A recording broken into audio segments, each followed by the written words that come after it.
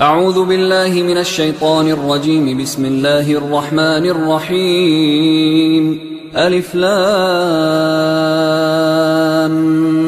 ميم. ذلك الكتاب لا ريب فيه هدى للمتقين الذين يؤمنون بالغيب ويقيمون الصلاة ومما رزقناهم ينفقون والذين يؤمنون بما أنزل إليك وما أنزل من قبلك وبالآخرة هم يوقنون أولئك على هدى من ربهم وأولئك هم المفلحون.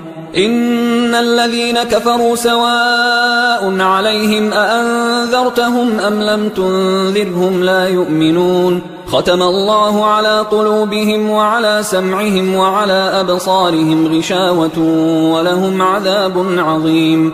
ومن الناس من يقول آمنا بالله وباليوم الآخر وما هم بمؤمنين يخادعون الله والذين آمنوا وما يخدعون إلا أنفسهم وما يشعرون. في قلوبهم مرض فزادهم الله مرضا ولهم عذاب أليم بما كانوا يكذبون. وإذا قيل لهم لا تفسدوا في الأرض قالوا إنما نحن مصلحون ألا إنهم هم المفسدون ولكن لا يشعرون. وإذا قيل لهم آمنوا كما آمن الناس قالوا أنؤمن كما آمن السفهاء ألا إنهم هم السفهاء ولكن لا يعلمون. وإذا لقوا الذين آمنوا قالوا آمنا وإذا خلوا إلى شياطينهم قالوا إنا معكم إنما نحن مستهزئون.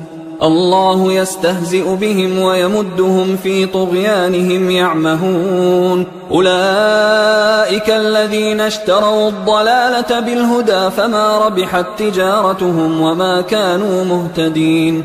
مثلهم كمثل الذي استوقد نارا فلما أضاءت ما حوله ذهب الله بنورهم وتركهم في ظلمات لا يبصرون. صم بكم عمي فهم لا يرجعون.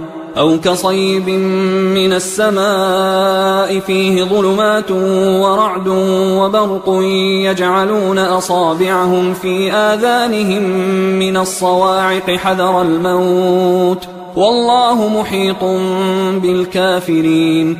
يكاد البرق يخطف أبصارهم كلما أضاء لهم مشوا فيه وإذا أظلم عليهم قاموا ولو شاء الله لذهب بسمعهم وأبصارهم إن الله على كل شيء قدير.